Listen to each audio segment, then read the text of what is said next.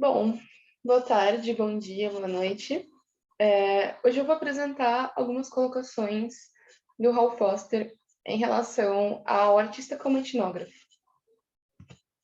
Então, o Hal Foster nasceu em 1955, nos Estados Unidos. Ele é doutor em História da Arte, ele é crítico historiador de arte, e ele também foi editor de revistas como Art Forum, Zone, October e Art in America. Então, para organizar as ideias desse texto, ele tem uma complexidade que precisa de muita atenção, né, para poder se aprofundar nele. Então, eu tentei separar ele em quatro partes, de uma maneira bem clara, para a gente poder refletir e também depois debater sobre esse texto. Então, primeiro, para pontuar a etnografia, para a gente entender que vai ser importante depois, eu separei a palavra nas duas origens do qual ela vem. Primeiro, etno, que diz respeito à etnia, povos, indivíduo, e grafia, que diz respeito à escrita, à representação através da escrita. Então, a etnografia, ela é a escrita descritiva de povos, etnias, indivíduos, entidades culturais. Então, para contextualizar o assunto, antes de falar sobre o artista como etnógrafo, o Hal Foster vai falar sobre um termo proposto por Walter Benjamin em 1934, que é o autor como produtor. Então, esse autor como produtor, no lugar de um artista, ele deveria ser um trabalhador revolucionário, que fizesse trabalhos revolucionários, como, por exemplo, mudar as técnicas propostas por meios tradicionais, transformar tendências de privilégios da cultura burguesa. Então, ele vai se referir em dois termos, que é o proletário e a esquerda, para delimitar esse alvo, esse público-alvo pelo qual a gente trabalha, porque a gente luta. Então, ele diz que não basta assumir essa posição de trabalhador revolucionário, era também preciso assumir uma posição de solidariedade ao lado desse proletariado. Então, para Benjamin, essa solidariedade, ela é muito de uma prática material, que vem de um discurso que a gente vai falar um pouco mais para frente também, que é muito discutido, assim, principalmente nas aulas de mestrado em relação às artes visuais, que é a forma e conteúdo. Então, aqui ele vai trabalhar com questões de relevância política e de qualidade estética. Então, essa solidariedade que o autor como produtor deveria ter em relação ao proletariado, à esquerda, era de um âmbito, de um aspecto de práticas materiais. E aí, Hal Foster, então, a partir dessa ideia do autor como produtor de Walter Benjamin, vai propor o artista como etnógrafo nesse texto e algumas questões para se discutir. Então, a localização, né, desse quadro é na arte de ponta de esquerda. E aí ele define como modelo antigo a proposição do Walter Benjamin e como um modelo novo o artista como etnógrafo. O segundo ponto, então, as definições, né, para a gente entender o que seria, então, a diferença desse artista como etnógrafo para a proposição anterior, que é o autor como produtor. Então, o artista como etnógrafo, ele contesta a instituição de arte capitalista burguesa.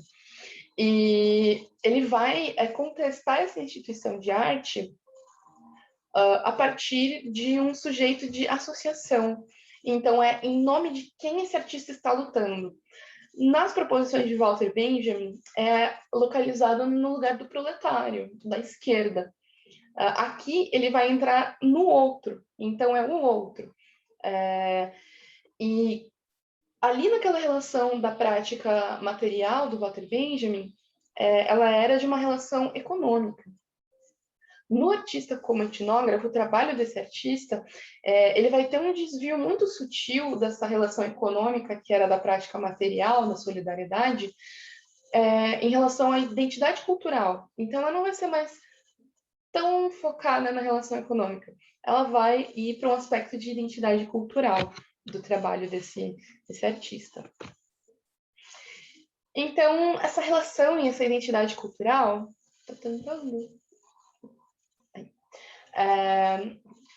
é um lugar de transformação. Então, o mesmo lugar de transformação político, ele também é possível de ser um lugar de transformação artística. Então, esses aspectos habitam o mesmo campo.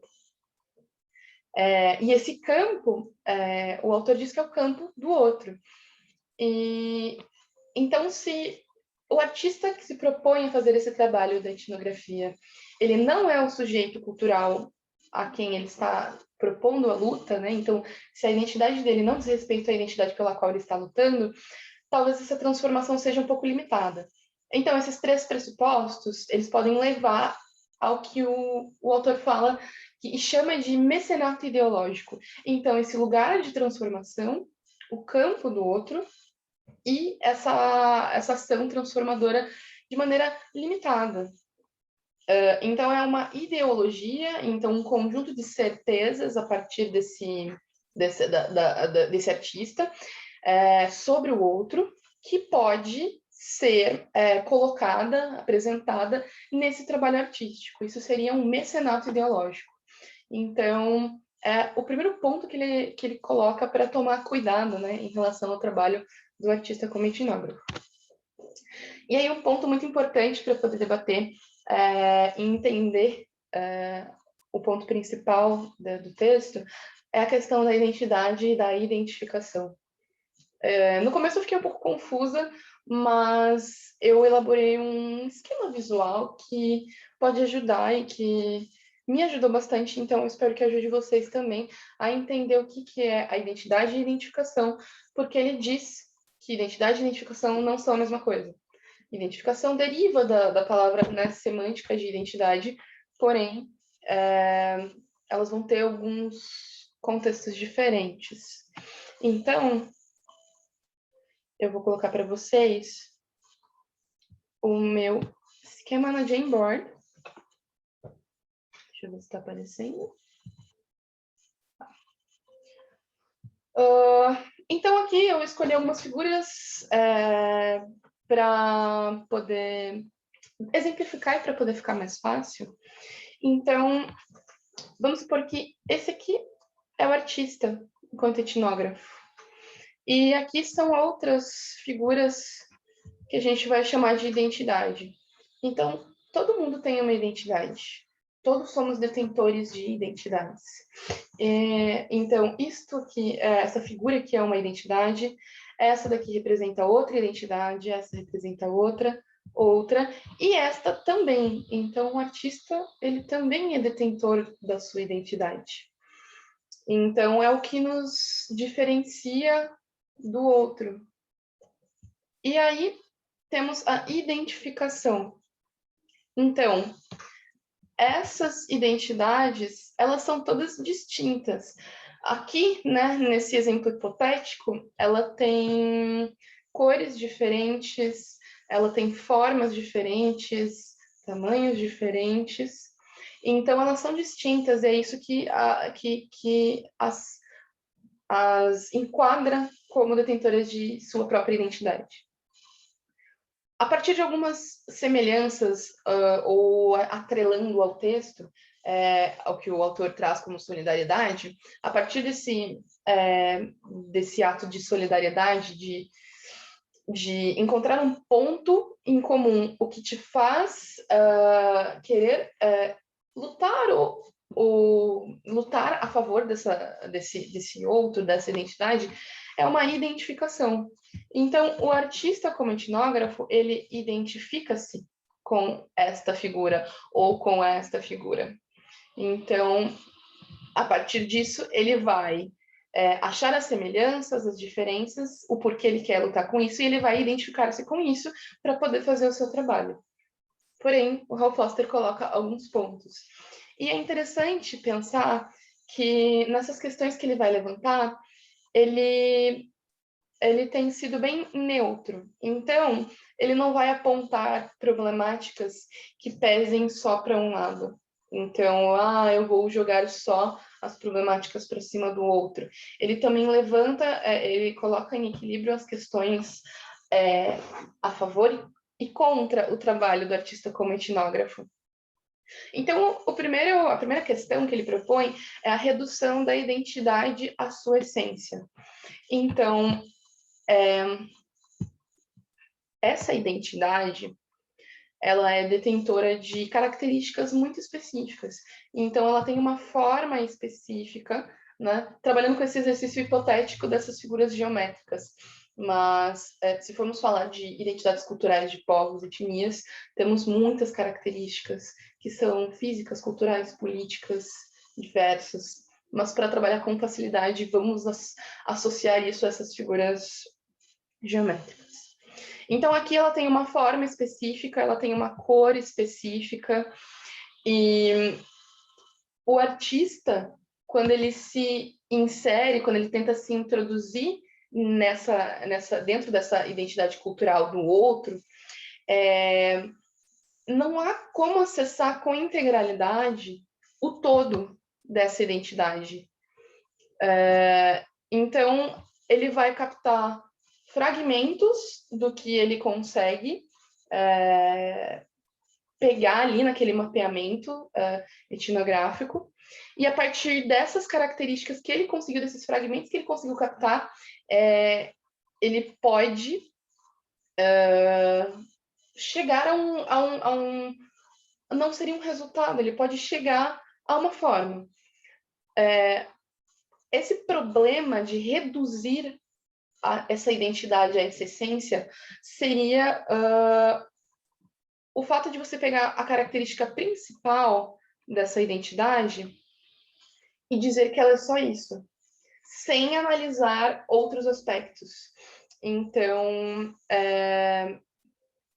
como você dizer que esse triângulo, ele tem 3 lados, e ele é só isso, ele só tem 3 lados.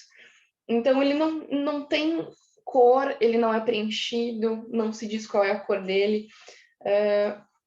hipoteticamente, né?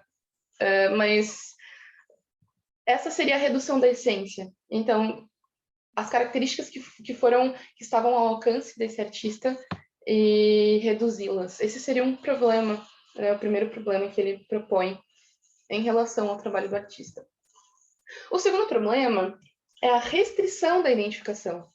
Então, é um complemento oposto ao primeiro problema, que seria a redução da identidade à sua essência. Então, essa restrição, ele diz que ela é importante para uma filiação cultural e para a aliança política. Para dizer, então, que nem sempre é um mecenato ideológico. Então, para pensar um exemplo do que seria essa importância dessa filiação cultural da restrição, então, são 2 pontos, 2 polos bem distintos. Ou você reduz, né, se apropria totalmente dessa identidade e a reduz em sua essência, ou você não pode identificar-se com essa identidade para não gerar este primeiro problema. Mas esse segundo problema, ele também gera algumas consequências. Essas filiações, elas são muito importantes para as relações sociais. Então, vamos imaginar que essas formas, elas são países. E esse país aqui, ele está em conflito com este país. Só que este país, ele não tem tantos recursos que ele precisa para poder ou tentar um acordo ou atacar. Vamos pensar nas diversas possibilidades do que acontecem em conflitos por contextos culturais e políticos diferentes no mundo. Então, ele não tem tantos recursos. Este país aqui, ele faz fronteira com esse. Então, ele encontra-se ali ao lado, ele identifica-se pelo fato de que talvez ele também seja afetado por esse conflito, porque ele está aqui do ladinho, então ele pode ser afetado. Então, eles se identificam e se unem por uma causa política para poder resolver esse conflito que está tendo entre países. Então, isso é uma filiação política. E é importante, isso move as relações. E é assim que se fala também em questões culturais, como, por exemplo, os eventos que acontecem no mundo e são sediados a cada 4 anos em países diferentes, como as Olimpíadas, as Paralimpíadas, Copa do Mundo. E isso é a integração entre culturas diferentes,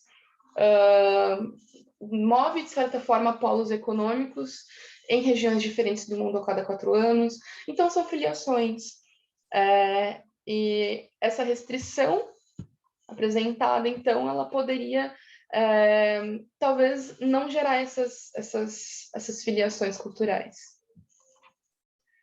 Deixa eu voltar para a apresentação. Aí.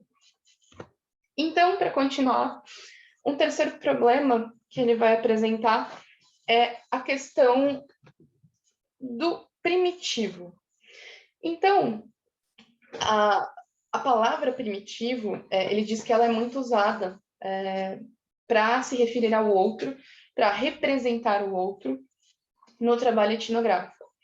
E ele também diz que é uma associação racista e que localiza-se sempre no escuro, no que é escuro em relação ao branco ocidental. Essa ideia dessa representação de primitivo do outro, ela tem base no modernismo e ela vai se estender por boa parte do pós-modernismo. Porém, já associando um pouco com o trabalho da minha pesquisa, em relação ao orientalismo, eu consigo perceber que, não em relação à origem semântica do primitivo, mas a parte conceitual, ela aparece em algumas obras de arte que vão dar essa entonação do que é primitivo. Então, ela pode ser anterior, né, essa proposição do uso desse conceito, anterior ao modernismo, mas ela teve uma base muito forte no modernismo. E, para poder exemplificar, eu trouxe uma imagem. Essa é uma pintura de Pierre Narcisse Guérin. Ela foi encomendada por Napoleão Bonaparte, e como ele fez com muitas obras de arte em que ele está presente nessas pinturas, ele encomendou elas justamente para poder contar a sua história de desbravamento pelo mundo, de conquistas, de outras formas que não escritas, né? Então, muitos quadros que retratam Napoleão Bonaparte foram encomendados por ele. Esse quadro, essa pintura, né? Ela tem indivíduos diferentes representados. Então, a primeira característica que eu percebo nela é como Napoleão Bonaparte está posicionado acima. Hierarquicamente, ele é a figura mais alta da pintura, da composição completa da imagem. E as figuras dos egípcios, elas são colocadas em algumas posições, principalmente aqui na frente, onde os indivíduos ou eles estão deitados no chão, sentados, em posições de cócoras, e as cores também, elas trazem alguns aspectos que remetem a questões de pobreza, principalmente porque o azul era considerado uma cor da realeza, né? Não era uma cor natural, então quem tinha dinheiro para tingir um tecido poderia usar azul. E é o que acontece aqui, com o uso do azul por alguns franceses. Então, também tem a questão da representação das cores, então, eles são diferenciados pelas cores. Outra característica também que vai aparecer em outro exemplo que eu vou trazer é a questão das feições faciais, de como os egípcios representados nessas obras, eles têm feições faciais, dos olhos principalmente, muito marcantes, geralmente que passam uma ideia de raiva, de desespero, e muitas dessas coisas me remetem a esse primitivismo que o Hal Foster traz, por essas questões de não se colocar no bipedismo, né, de não ser o que o primitivismo colocaria de um ser que não é capaz de ficar de pé, que não é evoluído, pensando nas questões culturais que pensam o darwinismo como desenvolvimento. O segundo exemplo, ele é uma propaganda de um sabonete. É o primeiro sabonete que foi comercializado na Europa, que é o Pears Soap. Essa é uma propaganda antiga, eu procurei pela data dela, mas não achei.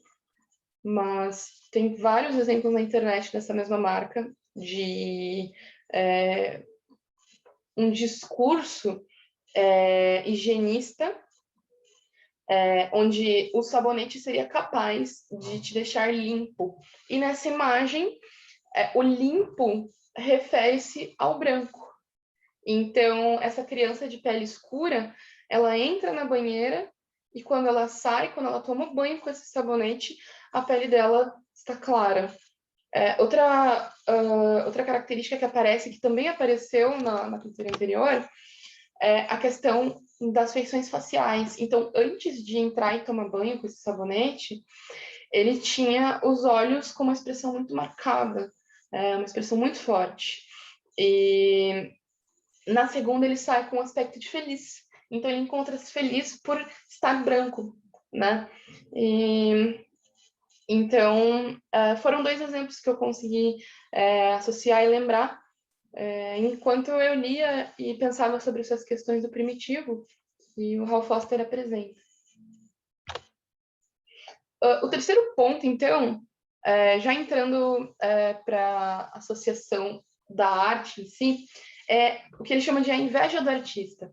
Então, ele vai dizer que existia uma certa inveja dos antropólogos em relação ao artista. E depois vai dar para entender melhor que é em questões metodológicas, talvez. Mas ele diz que o artista ele era visto como um exemplo de reflexidade formal. Ele era um leitor consciente de uma cultura compreendida como texto. Então, a partir dessa ideia de que o antropólogo trabalhava com a descrição, né, com a parte teórica, o artista ele tinha esse trabalho teórico e também o seu trabalho prático. Então, ele era um complemento, ele era algo muito mais profundo, né? E que poderia ser o que Hal se pergunta se ele seria o ego ideal do antropólogo. Então, essas questões de prática e teoria, que são a metodologia, ele também vai debater um pouquinho, porque também tem alguns problemas dentro disso em relação ao trabalho do artista. Então, ele vai dizer que esse trabalho da etnografia, ele pode ser interdisciplinar. Então, ele propõe que é interdisciplinar, justamente por esse contato, né, dessas possibilidades de contextos culturais múltiplos, etc. E ele vai relacionar isso à arte também, já que estamos falando do artista enquanto etnógrafo, porque a questão da interdisciplinaridade também aparece na arte contemporânea. A antropologia, para organizar sistematicamente os estudos etnográficos, propõe que ela seja moldada em um discurso único. E aí ele se pergunta, então, se ela tem que se moldar nesse discurso único, ela seria interdisciplinar mesmo? Então, do que adianta dizer que ela é interdisciplinar se a organização do sistema preza por um discurso único? Ela é interdisciplinar mesmo? Então, o problema dessa unificação desse discurso, ele diz que seria o reforço dessa representação do outro de maneira equivocada, né? de pressupostos hierárquicos. Então, um trabalho que seria interdisciplinar e que seria benéfico em relação a filiações culturais, ele pode cair nesse movimento contrário, de reforçar a hierarquia em cima do outro. Em quarto lugar, para a gente poder aprofundar mais ainda nas questões artísticas do trabalho do artista como etnógrafo, esse movimento que acontece do artista migrando para o campo da etnografia, da antropologia, ele vai causar uma amplitude dentro das possibilidades no mundo da arte. Então, as instituições de arte que estavam localizadas num espaço, num campo de espaço, como museus, galerias, ela vai, com esse movimento, ganhar também o processo da rede discursiva. Então, além de só focar-se em espaços fechados e muito privilegiados, que eram de acesso muito localizado na cultura burguesa, essa rede discursiva ela vai trazer reflexividade, ela vai trazer questões políticas para dentro da arte. E essas mudanças, essas transformações que acontecem, elas têm um influenciador muito grande, que são os movimentos sociais. Então, lá na proposição do início desse seminário, que era do autor como produtor, do Walter Benjamin, ele situava um sujeito, que era o proletário, à esquerda. E aqui ele tem os movimentos sociais. Então, essa amplitude do outro, ela vai ganhar outras características. Então, se antes era só uma identidade ou outra, agora ela vai abarcar muito mais identidades. Então, tem os movimentos feministas, as políticas queer, multiculturalismo, e eles vão se colocar em pressão a isso. E é isso que vai tirar a instituição de arte da localização só espacial. E, então, a partir dessa ideia do trabalho do artista como etnógrafo, um último problema que ele apresenta é a questão do mapeamento. O mapeamento, ele torna-se uma forma essencial do que ele chama de a atual arte. Ela tende para questões sociológicas e antropológicas, e ela vai ter alguns desvios. Então, é uma colocação de certezas, né, desse mapeamento, então, de você se deslocar até uma outra identidade cultural, coletar informações e, a partir disso, montar esse mapeamento. E o problema é que esse mapeamento ele pode continuar confirmando essa autoridade desse mapeador, que é o artista. Então, o último problema que ele apresenta, né, essa encomenda desses mapeamentos. Esses mapeamentos eram encomendados, da mesma forma que Napoleão Bonaparte encomendava suas obras para contar como foram as suas experiências, ou imaginar como foram as suas experiências pela campanha do Egito. Esses mapeamentos etnográficos são encomendados. E isso vai ter uma força muito grande ali na década de 80, que é uma arte como apropriação. Então, você se apropria do outro para poder fazer arte. Então, essa apropriação, ela vai virar um gênero estético e ela vai entrar nessas questões de espetáculo midiático. Então, isso retorna para aspectos econômicos. Então, se ela teve um desvio, né, ali das proposições do autor como produtor, do Benjamin, ela era focada em questões econômicas, de prática material.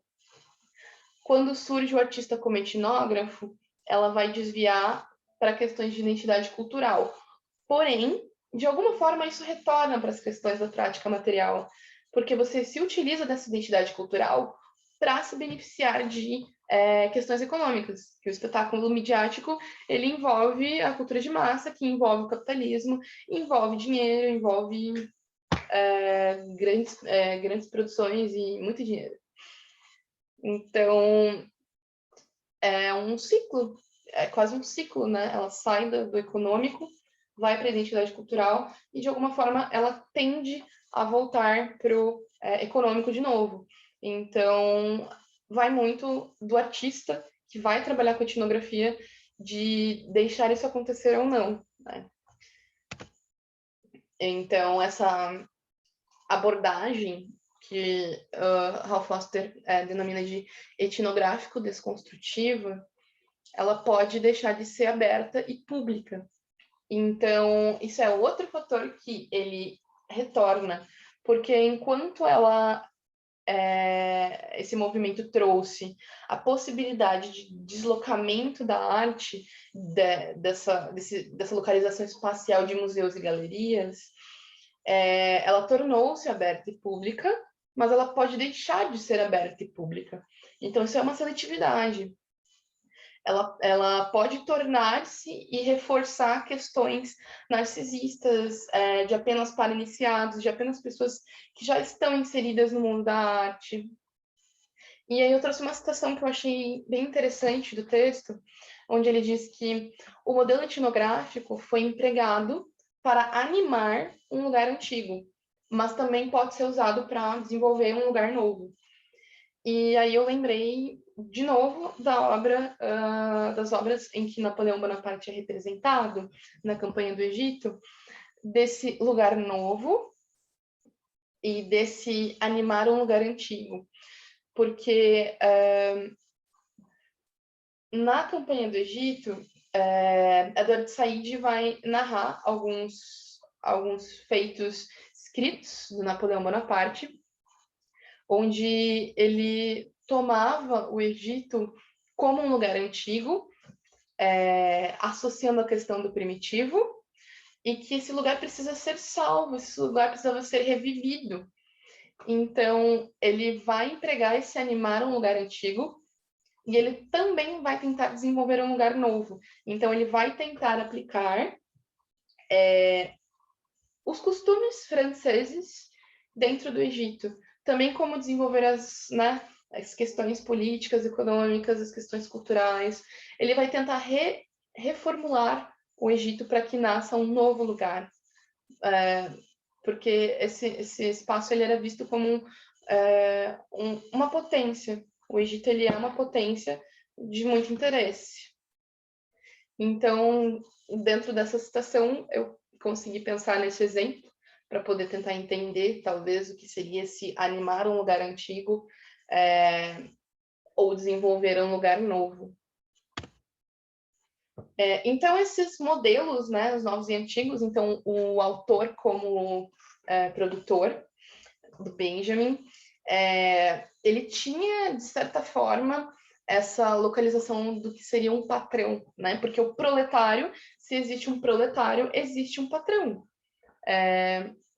E no trabalho do artista como etnógrafo, é possível, de acordo com o autor, né? Ele diz que é possível que essas obras sigam e destinem-se para outro fim.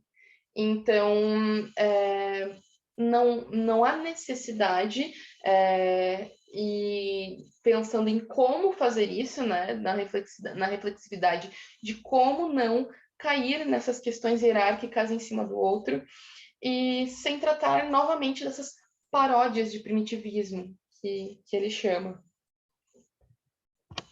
Então, para concluir, ele diz que o movimento do artista em relação ao trabalho etnográfico, ele torna a arte contemporânea perigosamente política. E é muito importante essa reflexividade na arte contemporânea. Então, todas as problemáticas que ele apresentou, elas acontecem e elas podem continuar acontecendo. Então, ele não proíbe esse trabalho, né? Ele não diz que esse trabalho etnográfico do artista é errado, mas ele apresenta bons motivos para você tomar cuidado na hora de trabalhar com isso. Porque essa superidentificação com o outro, ela pode alienar o modo como o outro existe, como o outro é. Ele pode assassinar esse outro a partir de uma desidentificação. Além de que o trabalho etnográfico ele já é autorizado, né? Você já está fazendo uma autorização a partir dos aspectos que você acessa. Então, é o ato de tomar cuidado com todas essas problemáticas para poder realizar esse trabalho. Então, é isso. Essas são as minhas referências. Espero que eu tenha sido clara. Foi um texto bem complexo, mas no final fez bastante sentido.